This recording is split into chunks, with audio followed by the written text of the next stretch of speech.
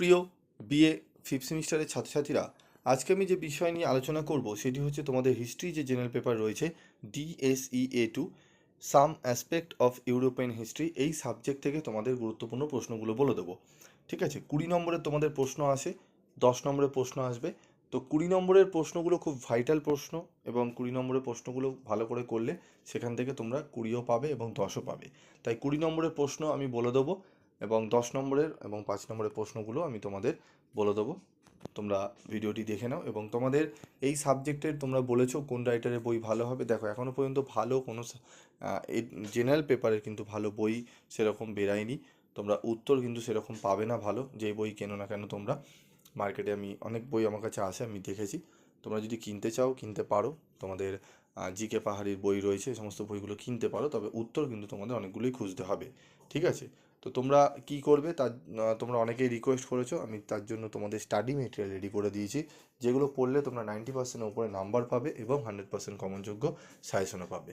তো যদি নিতে চাও তাহলে তোমরা যোগাযোগ করে নিয়ে নিও। ঠিক আছে, তো দেখো, 20 নম্বরে তোমাদের 2টি প্রশ্ন করতে হবে, এবং 10 নম্বরের একটি, এবং 5 নম্বরের 3টি। ঠিক আছে, 65 নম্বরের পরীক্ষা হবে।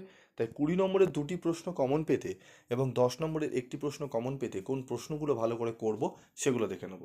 20 নম্বরের প্রশ্ন দেখো, 1 নম্বর প্রশ্ন, ইংল্যান্ডের শিল্প বিপ্লব প্রথম শুরু হয়েছিল কেন? জার্মানিতে নাৎসিবাদের উত্থানের কারণগুলি বিশ্লেষণ করো।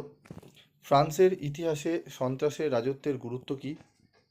ইতালি ঐক্য আন্দোলন সম্পর্কে একটি প্রবন্ধ লেখো। 1871 থেকে 1914 পর্যন্ত সময়কালকে কি সাম্রাজ্যবাদের যুগ হিসাবে অভিহিত করা যায়?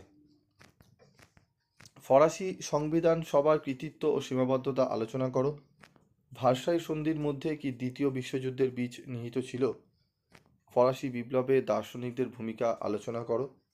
ঠিক আছে, এই প্রশ্নগুলো খুব ভালো করে তোমাদের রেডি করতে হবে, এই প্রশ্নগুলো কিন্তু অত্যন্ত গুরুত্বপূর্ণ প্রশ্ন। ঠিক আছে, এই 20 নম্বরে তোমরা যদি এই 8টি প্রশ্ন খুব ভালো করে নাও, আশা করি তোমরা এখান থেকে 2টি প্রশ্ন 20 নম্বরের কমন পেয়ে যাবে, এবং স্টার মার্কগুলো অবশ্যই খুব ভালো করে করবে। ঠিক আছে, তারপর দেখো আমাদের 10 নম্বরের প্রশ্নগুলো আর 5 নম্বরের প্রশ্নগুলো কি কি হবে সেটা আমি পরবর্তী ভিডিওতে বলে দেবো। তোমরা যদি চাও স্টাডি মেটেরিয়াল সংগ্রহ করতে, তাহলে অবশ্যই স্টাডি মেটেরিয়াল তোমরা সংগ্রহ করে নিতে পারো। তোমাদের এডুকেশনের পলিটিক্যাল সায়েন্সের হিস্ট্রি কিন্তু DSEA2 পেপারের স্টাডি মেটেরিয়াল তোমরা অ্যাভেলেবেল পেয়ে যাবে, এবং SEC পেপারেরও অ্যাভেলেবেল পাবে। ঠিক আছে, তো যারা নিতে চাও তারা হোয়াটসঅ্যাপ করে নিও। আজকের মতো এটুকুই, দেখা হচ্ছে পরবর্তী ভিডিওতে। সকালে ভালো থাকবে, সুস্থ থাকবে।